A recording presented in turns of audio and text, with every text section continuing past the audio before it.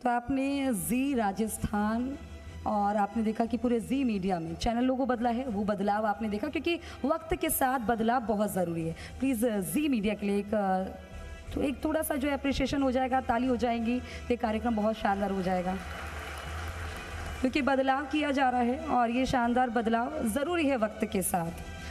अब हम जिस चीज़ के लिए मौजूद हैं, जहाँ जिस चीज़ का बेसब्री से इंतज़ार कर रहे हैं, मेहमान मौजूद हैं, उस पल की ओर हम रुख करते हैं।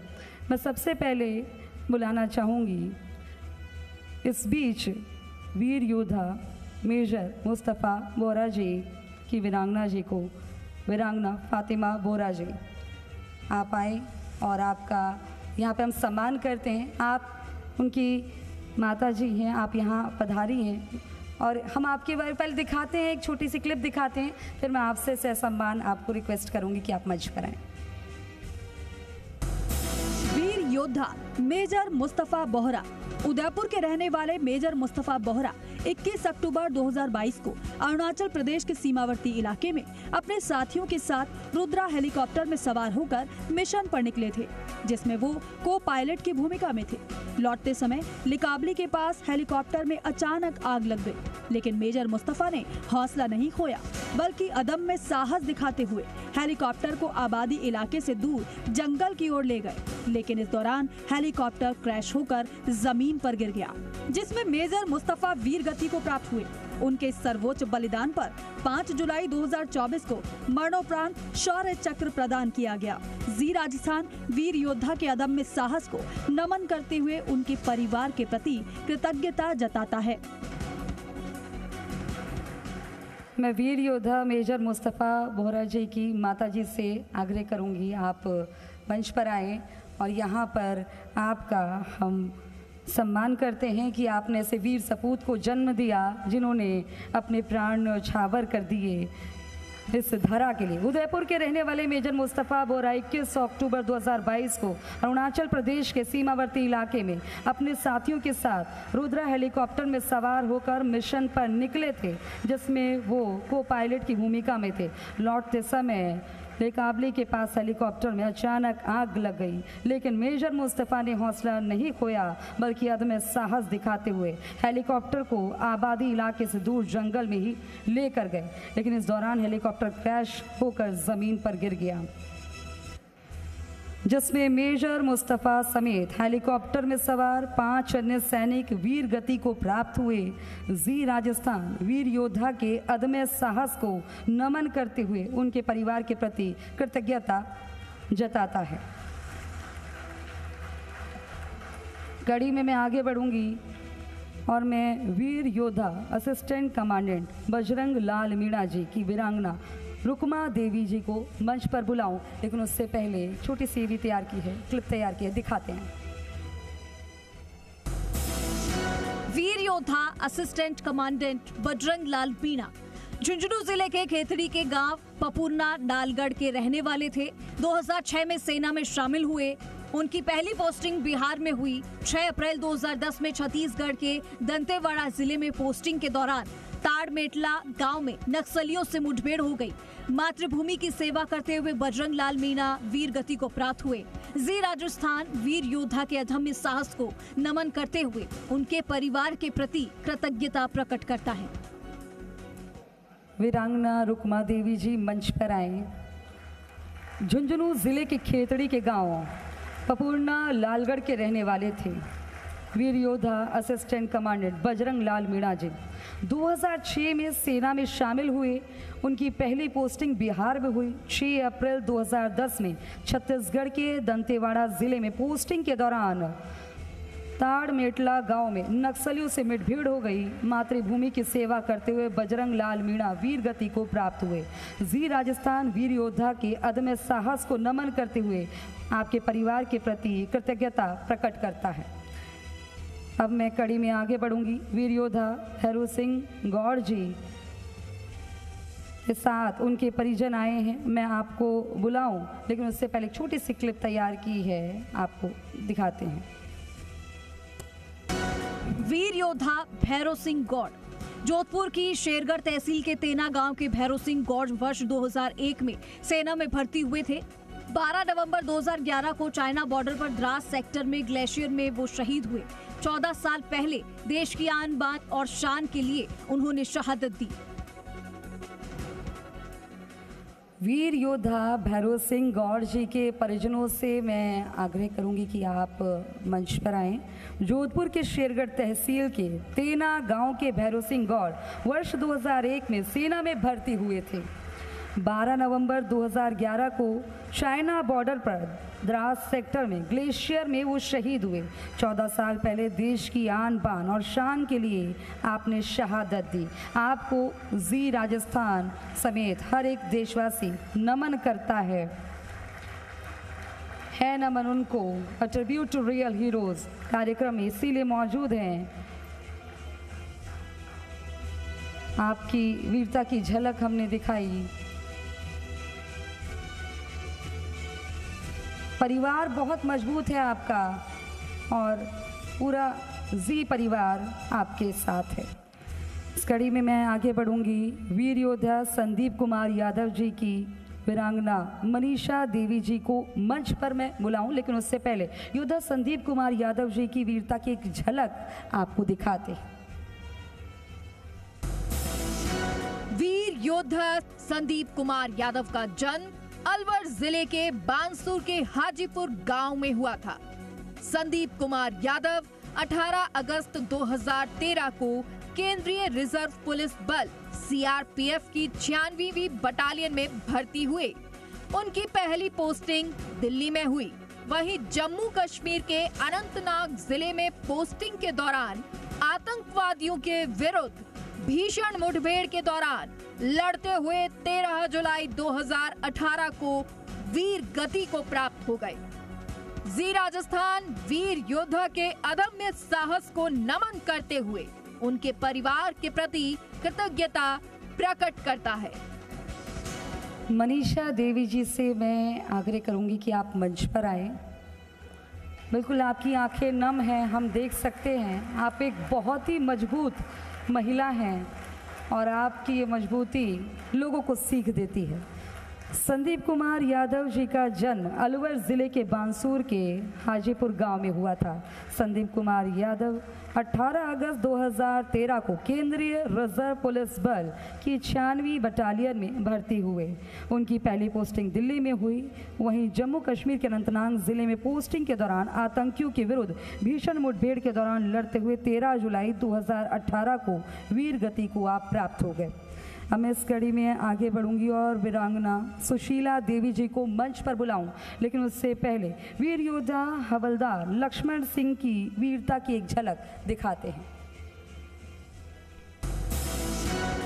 वीर योद्धा हवलदार लक्ष्मण सिंह का जन्म अलवर के मुंडावर के सुंदर बाड़ी गांव में हुआ था।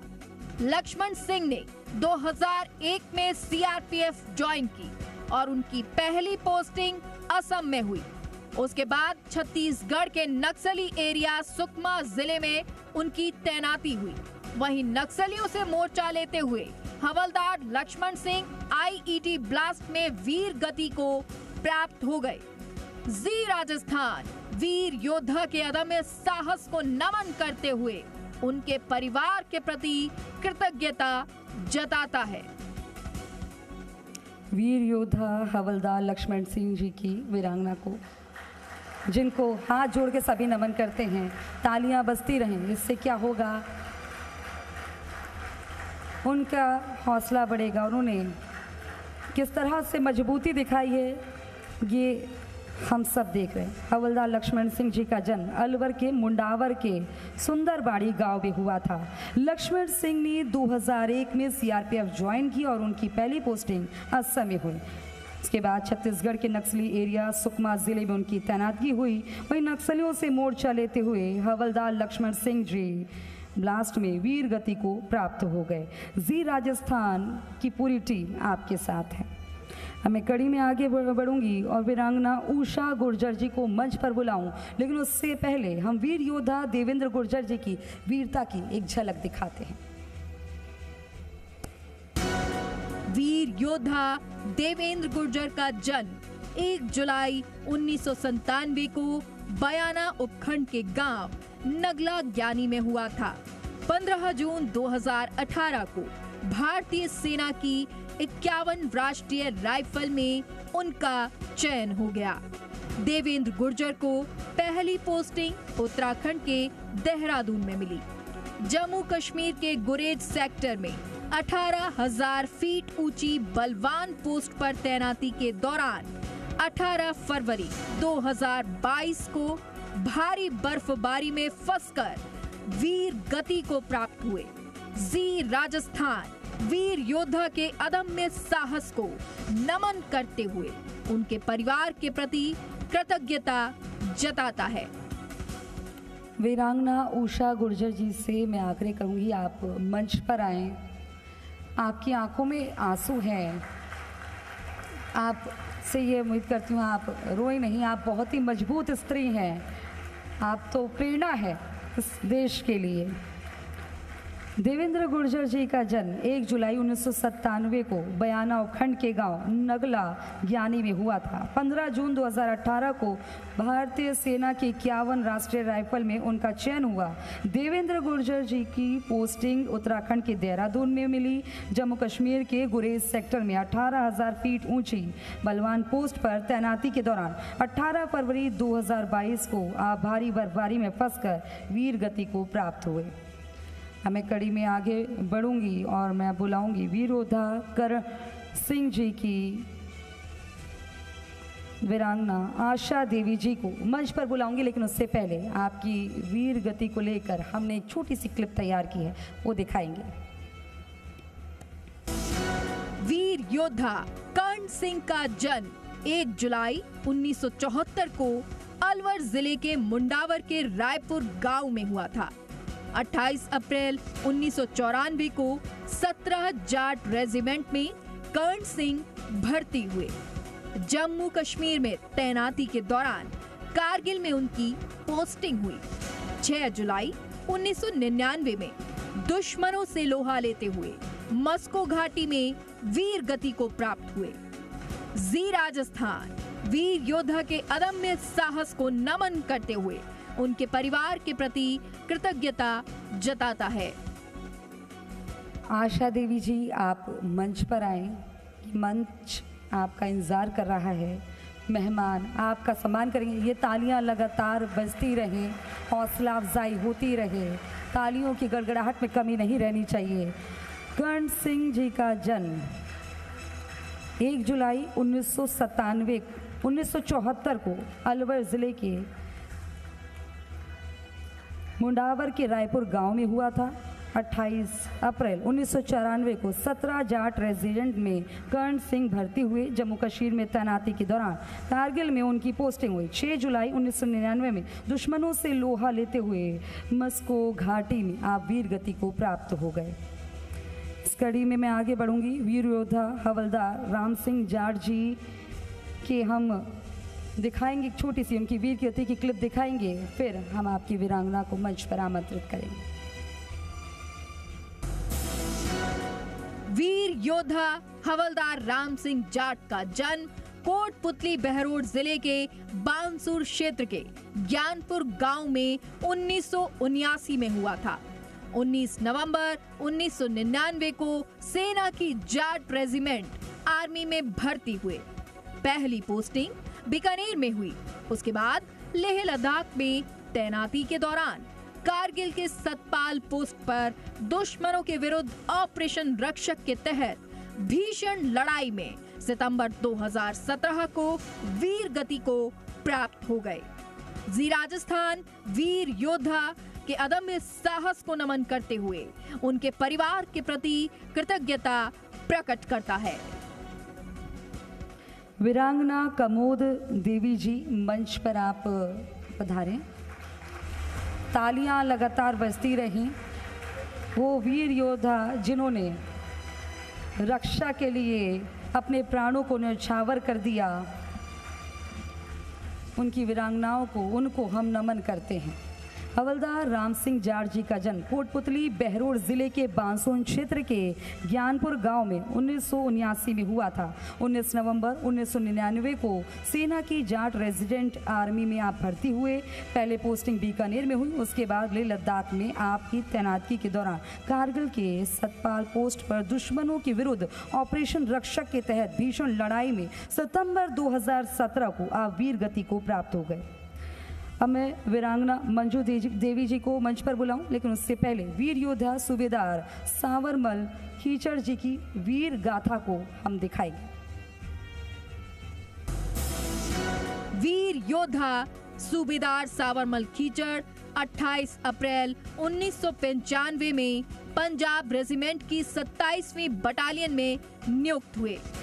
1999 में कश्मीर में ऑपरेशन विजय, 2000 से 2003 तक ऑपरेशन रक्षक जम्मू कश्मीर, 2008 में operation battle x Arunachal Pradesh और 2018 से 2021 तक ऑपरेशन फाल्कन में शामिल थे।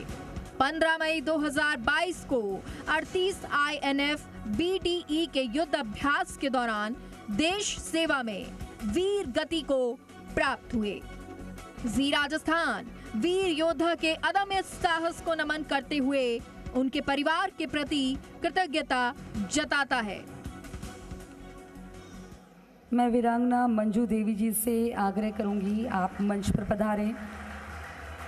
सूबेदार सांवरमल खीचड़ जी 28 अप्रैल 1995 में पंजाब रेजिमेंट की 27वीं बटालियन में नियुक्त हुए। 1999 में कश्मीर में ऑपरेशन विजय, 2000 से 2003 तक ऑपरेशन रक्षक जम्मू कश्मीर, 2008 में operation battle x Arunachal Pradesh, 2018 से 2021 तक ऑपरेशन फाल्कन में शामिल थे। 15 मई 2022 को 38 INF BDE के युद्ध अभ्यास के दौरान देश सेवा में वीर गति को आप प्राप्त हुए। आपके साथ पूरा जी परिवार, पूरा देश आपके साथ है, आपको नमन करते हैं। कड़ी में आगे बढ़ूंगी और वीरांगना मदीना बानो जी को मंच पर बुलाऊं, लेकिन उससे पहले वीर योद्धा हवलदार ताजू काठात जी की वीर गाथा की झलक दिखाएंगे। हवलदार ताजू काठात का जन्म ब्यावर के ग्राम पंचायत शिवपुरा घाटा में हुआ था। सेना की 6 ग्रेनेडियर में उनका चयन हुआ। हवलदार ताजू काठात जम्मू कश्मीर में तैनाती के दौरान 18 सितंबर 2002 को पुंछ के राजौरी सेक्टर में मां भारती की रक्षा करते हुए वीर गति को प्राप्त हुए। जी राजस्थान वीर योद्धा के अदम्य साहस को नमन करते हुए उनके परिवार के प्रति कृतज्ञता जताता है। वीरांगना मदीना बानो जी मंच पर पधारे। यहाँ मौजूद अतिथि आपकी हवलदार ताजू काठात जी की माता जी हमारे बीच में मौजूद हैं। आप आइए, ये मंच आपके बेटे को नमन करता है और वीरांगना मदीना बानो जी भी मौजूद हैं। आपसे रिक्वेस्ट है कि आप मंच पर आएं। और हवलदार ताजू काठात जी का जन्म ब्यावर के ग्राम पंचायत शिवपुरा घाटा में हुआ था। सेना की 6 ग्रेडियर में आपका चयन हुआ था। हवलदार ताजू काठात जी जम्मू कश्मीर में तैनाती के दौरान 18 सितंबर 2002 को पुंछ के राजौरी सेक्टर में मां भारती की रक्षा करते हुए वीर गति को प्राप्त हुए। जी राजस्थान वीर योद्धा के अदम्य साहस को नमन करते हुए आपके परिवार के प्रति कृतज्ञता जताता है। आप बहुत ही मजबूत महिला,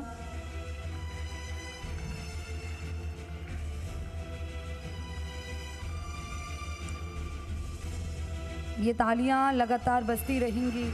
देखिए, ये बहुत ही मजबूत परिवार, मजबूत महिलाएं हैं जिन्होंने, किसी ने अपना भाई, किसी ने बेटा, किसी ने अपना पति इस देश की आन बान शान के लिए न्यौछावर होने दिया। अब मैं वीर योद्धा सब इंस्पेक्टर हेमराज शर्मा जी के पिताजी से आग्रह करूंगी कि आप मंच पर आए, लेकिन उससे पहले हेमराज जी की वीर गाथा को छोटी सी क्लिप के माध्यम से दिखाते हैं।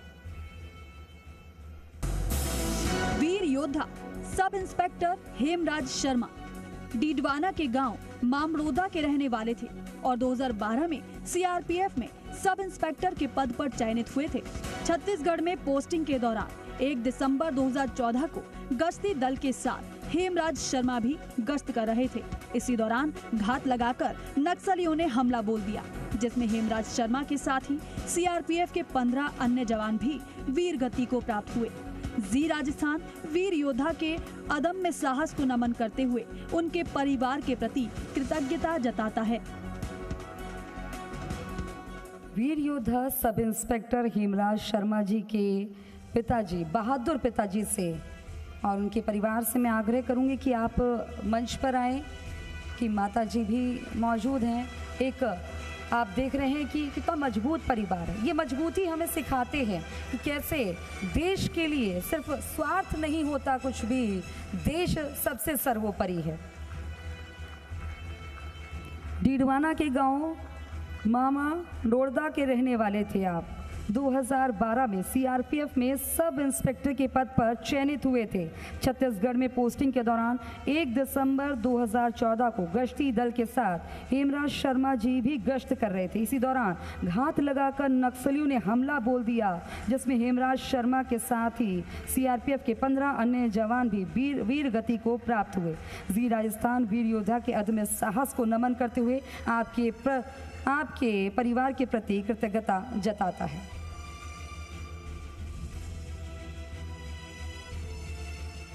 बहुत बहुत शुक्रिया आपका। एक बार फिर से तालियां हो जाएं। और अब मैं सरस डेयरी, जो कि इस कार्यक्रम को खास बना रहा है और इस कार्यक्रम को आगे बढ़ाने में हमारी मदद कर रहा है, जिन्होंने एक बाहर एक स्टॉल भी लगाया है और जो सिर्फ प्रदेश ही नहीं पूरे देश में अपने प्रोडक्ट्स के बल पर और अपने कामों के बल पर छाप छोड़ रहे हैं, उनके बारे में एक छोटा सा क्लिप तैयार किया, वो दिखाते हैं।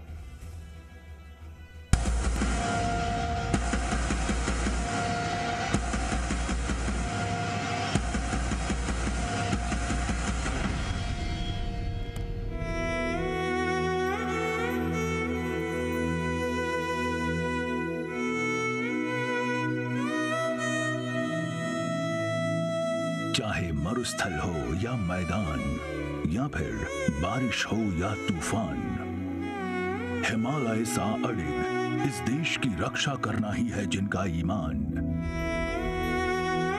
रहते हैं तैयार सदा ही करने को सर्वस्व बलिदान। रखते हैं हर हाल में कायम अपने प्यारे तिरंगे की शान। सरहद पर देश की सुरक्षा को डटे हर जवान को सरस का दिल से सलाम। भारतीय सेना को 180 दिनों तक बिना रेफ्रिजरेशन के ताजा रहने वाले सरस टेट्रा पैक दूध उपलब्ध कराने पर हमें गर्व है। राजस्थान कोऑपरेटिव डेयरी फेडरेशन, सरस, यानी स्वाद राजस्थान का। अब मैं बुलाना चाहूंगी RCDF MD श्रुति भारद्वाज जी को। आपका स्वागत है और आपका सम्मान करते हैं कि आप लोग लगातार साथ दे रहे हैं इस कार्यक्रम को सफल बनाने में। बहुत बहुत शुक्रिया आपका। तालियां, ये तालियों की गड़गड़ाहट रुकनी नहीं चाहिए, ये लगातार बजती रहेगी तो और ज़्यादा शानदार ये कार्यक्रम होगा। और हर साल हम इस कार्यक्रम को करते हैं, मकसद यही होता है कि उनके परिवार को हौसला दें और ये तालियों के ज़रिए आप लोग हौसला दे सकते हैं, उन्हें नमन कर सकते हैं। A tribute to real hero, इसीलिए ये नाम रखा है। ये कार्यक्रम इसी तरह निरंतर हर साल होगा जैसे कि आज हुआ है। उन वीर योद्धाओं का सम्मान होगा। बहुत बहुत शुक्रिया।